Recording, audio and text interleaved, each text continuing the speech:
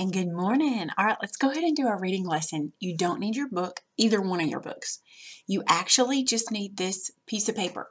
So I'm going to upload it to Google Classroom, and if your Nana is able, maybe she can print it out for you so you can more easily do it, okay? So we've been talking about fables and folktales. Now, we read a fable, you read some of Aesop's fables yesterday, and remember, a fable is typically short. It uses animals as the characters, not always, but most of the time, and they can talk and they act like people. But the biggest thing about a fable is that at the end there's always a moral. It teaches a lesson. So next week we're going to talk a little bit more about folktales. We're going to be reading some folktales. So we're going to end this week by letting you write a fable, but you don't have to just come out of the clear blue. We're going to use this form. Now, at the very top it says to fill in each blank with the corresponding item, an animal, adjective, noun, or a time period. This is kind of sort of, if you've ever played, Mad Libs, this is kind of like that. Now, here are our numbers here, 1 through 24, and it just tells us what we're going to have to use, which you're going to make your own up, okay? Like, it's kind of like Mad Libs if you've ever played. Now, here's the title, The Blank and the Blank. Now, you can look through this, but mainly look at the moral. The moral is supposed to be this: to be a good leader, you must first be a servant. So that means that's what your fable is going to be about. Okay, so basically, let's do this. So the blank and the blank. Let's figure out what we need to do. So this first blank, we're going to look over here at number 1. Number 1 needs to be an animal.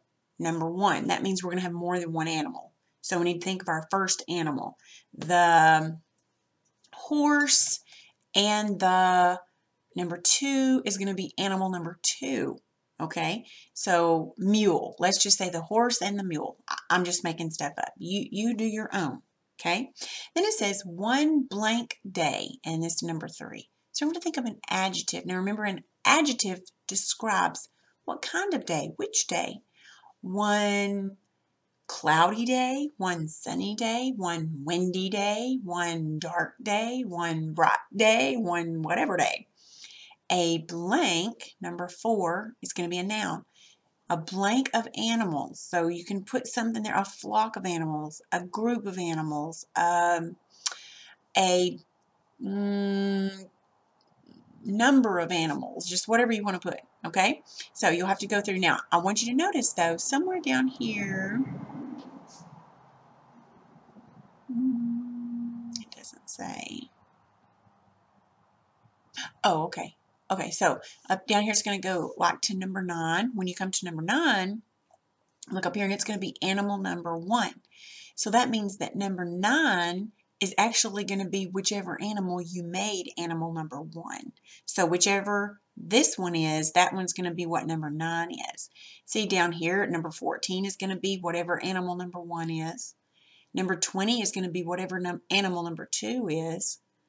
24, the last one's going to be whatever animal number 2 was. Okay, so you might want to just read through here with all the blanks first to kind of see how it's going to go.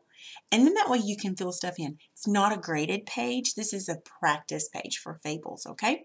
So I would like to see it because I'm kind of anxious to see what you're going to put. All right? All right. I think that's all of your reading lesson for the day. Have fun with this.